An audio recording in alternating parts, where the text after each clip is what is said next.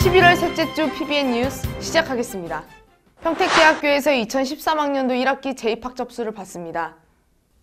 신청 자격은 재적된 자로서 재적 후 10년을 경과하지 않고 재적 당시의 학과에 준한 자이며 원서 접수 기간은 11월 25일에서 29일까지 교무과에서 접수받습니다. 제출 서류로는 재입학 원서, 면접카드, 성적 및 재적증명서 각 일부입니다. 자세한 사항은 홈페이지를 확인하시기 바랍니다. 평택대학교에서는 교육 역량 강화 사업을 진행하고 있습니다. 교무과에서 진행하는 교육 역량 강화 사업은 대학 교육의 질을 제고하고 우수 인력을 배출해 객관적인 지표를 바탕으로 우수한 대학을 선정하여 정부가 지원하는 사업인데요. 평택대학교는 기존의 평택대학교 장기발전계획 비전 2022 추진 방향과 연계하여 협업 역량 강화, 교수학습 역량 강화, 취업 및 글로벌 역량 강화 3가지 분야로 나누고 교육 목표와 발전 목표, 인재상과 연계하여 더욱 큰 시너지 효과를 창출하도록 추진할 계획입니다. 이번 사업으로 평택대학교가 한 발 더 발전할 수 있게 되길 기대합니다.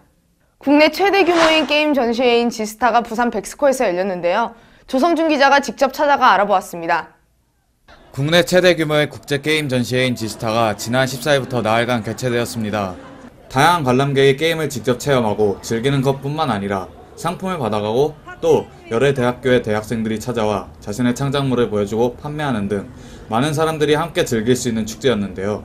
사람들 반응도 되게 좋고 그리고 특히 막 아까 그 레인보우 왔을 때 그때가 제일 좋았던 것 같아요. 자기 작품을 남들한테 보여주는 게 쉽지가 않잖아요. 네, 이런 자리에 와서 보여주는 게 돼서 보람 있는 일이라고 생각을 하고 있는 것 같아요.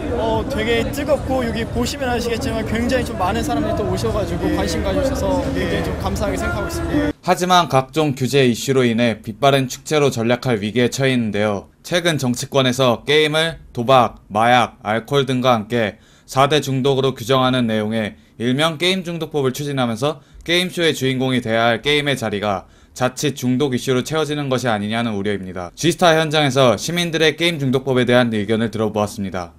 솔직히 우리나라 충분히 게임 사업 더 발전할 수 있다고 생각하는데 그렇게 되면 좀 게임 산업 쪽도 좀 침체될 것 같아요. 솔직히 말이 안 되죠. 그러니까 게임한다고 해서 꼭 그게 나쁜 것도 아니고 좋은 면도 많은데 그런 거 갖다 중독법까지 한다는 게. 실제 지난해 지스타에는 역대 최대 규모인 전 세계 31개국 437개의 업체가 참여했으며 행사 기간 동안 29만여 명의 관람객이 참여했고 또한 박근혜 대통령도 지스타 현장을 찾아 직접 게임을 플레이하는 등 정부와 기업, 민간이 함께 어울리는 모습을 연출했는데요. 실질적으로 보면 조금 줄어든 것 같긴 합니다. 참여하신 업체분들도 예전보다 조금 줄어들었고요. 좀 문제가 있다고 생각을 합니다만 지금 아직 그게 본격적으로 지금 수면 위로 올라오지 않은 상태여서 그쪽의 입장이 정확하게 어떤 건지에 대해서도 아직 정의가 안 되어 있는 걸로 알고 있어서 저희는 사실 좀 우려하고 있는 그런 상황이라. 네, 작년에 아무래도 좀 큰 기업들이 좀 와가지고 좀 화려하게 해가지고 근데 올해는 큰 기업들의 참여가 조금 줄어든 것 같아요. 근데 사람들의 열기라든가 관심이라든가요 더 높아졌다고 생각을 합니다. 그러니까 일단 게임의 종사자들이 받는 상처가 좀 큰 것 같아요. 그러니까 이 본인들은 이 게임 사업 종사자들은 아무래도 이제 그 국가에 이제 기여한다. K-팝보다도 훨씬 더 많은 외화를 벌어들이는 어떤 자랑스러운 일꾼. 그렇게 생각을 하고 콘텐츠 문화의 최선봉에 있다고 이제 자부하고 있었는데 아무래도 정부가 이제 이렇게 그 어떤 규제나 이런 시국으로 흘러가니까 좀 게임 종사자들의 어떤 상처가 좀 많이 커진 상황인 것 같고. 올해도 관람객들을 상대로 약 1000여 개의 부스가 설치되고 107개의 업체가 참석하며 비즈니스 창담회에는 380개의 업체가 참여하는 등 규모면에 있어서는 지난해 못지않았지만 정치인이 찾아 게임 산업을 주목하는 대신 게임 중독법 반대에 관한 플래시몹 퍼포먼스와 오프라인 서명운동이 진행되는 등 상반되는 모습 속에 진행되어 아쉬움이 남았습니다. 게임 중독법으로 인해 게임 산업이 침체되는 것이 아닌 국가 경제가 발전되고 모두가 즐길 수 있는 하나의 문화로 자리 잡길 바랍니다. 부산에서 PBN 뉴스 조성준입니다. 대학 내 매점, 학생들의 카드 이용에 대한 불만의 목소리가 나오고 있는데요. 홍소희 기자가 알아보았습니다. 평택대학교 교내 매점에서는 몇 해 전부터 학생들의 편의를 위해 신용카드 단말기가 도입되었습니다. 하지만 매점마다 다른 카드 이용 제한 기준으로 인해 많은 학생들이 불편을 겪고 있습니다. 각 매점에서는 물품의 종류 혹은 구매 액수에 따라서 카드 사용의 유무가 나뉩니다. 학생들은 매점에서 자유롭게 카드를 사용하지 못해 불만을 호소하고 있습니다. 하지만 매점 주인들도 각자의 사정이 있었는데요. 이제 카드 라면 한 개 팔면서 카드 내면 사실 남는 게 거의 없다시피 하거든요. 전기세 내고 수수료 내고 이래서 그래서 그런 걸 방지하기 위해서 제가 그냥 나름대로 3,000원을 그냥 학생들 진짜 제가 미안해요. 다 받아줘야 되는데 그냥 저희들 다 나름대로 사정이 있어가지고 그래 좀 이해해 주세요. 3,000원 이상인데 학생들은 500원도 카드를 내요. 기본으로 우리가 1,200원 뭐 1,000원짜리도 어느 때는 긁을 때도 있어요. 많죠. 어떤? 우유 제품하고 라면하고 밥버거. 근데 왜 안 되냐? 이익이 얼마 남지를 않아요. 그죠. 이게 세금 내고 뭐 하고 오면은요 거기서 뛰면은 없어요. 이걸 올려서 다 받냐? 우리 딸하고 지금 그렇지 않으면 무조건 다 받냐? 무조건 다 받으면은 받을 수가 없거든. 그럼 우리도 지금 고민이에요. 학교 내 매점은 제1국제관, 제2국제관, 인문사회관, 대학원동 총 4곳입니다. 제1국제관은 카드 단말기가 존재하지 않아 카드 사용이 불가하며 제2국제관과 인문사회관은 카드 이용에 제한이 있었습니다. 또한 제2국제관은 유제품과 컵라면, 밥버거는 카드 사용이 불가능합니다. 카드 수수료를 제하면 매점 주인들에게 남는 수익이 거의 없기 때문이라고 합니다.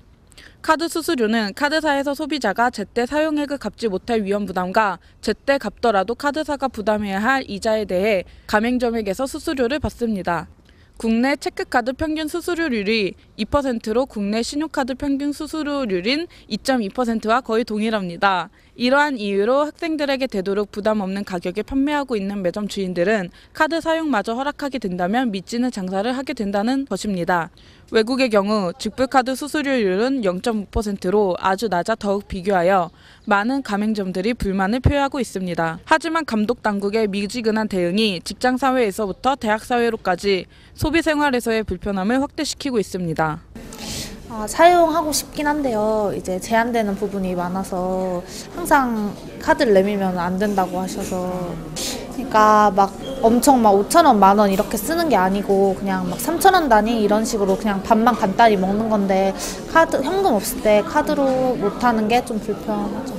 그래도 1,000원 이상은 쓸 수 있게 해주면 학생들이 더 좋을 것 같아요. 대부분의 학생이 2,000원에서 4,000원 이상 카드 사용이 가능했으면 좋겠다는 의견인데요. 또한 만약 물품의 가격을 올려서 카드 사용을 가능하게 하는 것과 물품 가격을 그대로 두는 대신 현금만 사용할 수 있다는 것 중 어느 것이 낫느냐는 물음에 대부분의 학생들이 차라리 현금으로 내겠다라는 의견으로 답했습니다. 한경대학교 측 매점은 물품과 액수에 상관없이 카드 사용이 가능하다고 합니다. 중앙대학교 안성캠퍼스 측의 매점은 1,000원 이상부터 카드 사용이 가능하며 마찬가지로 물품에 상관없이 카드를 받는다고 하네요. 또한 서울권 대학인 홍대와 이화여대, 고려대는 매점이 편의점으로 바뀌어서 카드 사용에 제한이 없다고 합니다.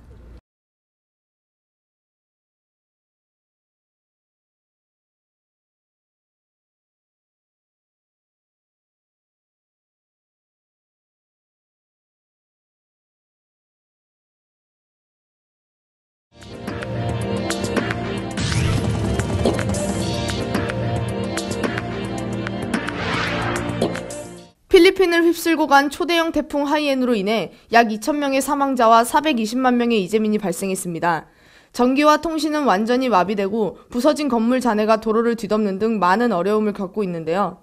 네티즌들은 이번 태풍으로 필리핀에서 많은 인명과 재산 피해가 발생한 것에 대해 매우 가슴이 아프게 생각하고 희생자와 그 가족들에게 심심한 애도와 위로의 뜻을 전한다며 필리핀의 태풍 피해가 최대한 빨리 복구되기를 진심으로 희망한다고 밝혔습니다. 11월 11일 빼빼로데이는 숫자가 막대형인 과자인 빼빼로와 닮았다고 해 젊은 층 사이에서 유행처럼 번져나간 날입니다. 하지만 소비자들은 단품을 교묘히 대형으로 만들어 과소비를 촉진하고 있다며 불만을 표출했습니다. 또한 빼빼로데이를 앞두고 빼빼로에서 벌레가 나온 사진들이 SNS상에 올라오면서 잇따라 문제가 되고 있는데요. 이에 빼빼로를 구입하지 않고 직접 만들어 선물하거나 가래떡으로 대체하여 선물하는 소비자가 늘어났습니다. 불법 도박 혐의로 여러 연예인이 검찰 조사를 받은 것으로 확인되었습니다. 검찰은 지난 4월 인터넷 불법 도박 혐의로 방송인 김용만 씨를 기소했으며 김 씨는 징역 8개월에 집행유예 2년 등을 받았습니다. 앞서 검찰에 소환된 것으로 확인된 2-3명의 연예인이 추가 조사 대상으로 지목되고 있어 연예계에 적잖은 파장이 예상되는데요. 검찰은 빠르면 이번 주 내 연예인 불법 도박과 관련된 수사 결과를 발표할 것으로 보입니다. 사상 최악의 태풍 하이엔으로 420만 명의 이재민이 발생했습니다. 하루아침에 모든 것이 파괴되고 수많은 사람들이 삶의 터전을 잃었는데요. 이럴 때일수록 위로와 관심, 그리고 실질적인 도움이 필요한 때라 생각합니다.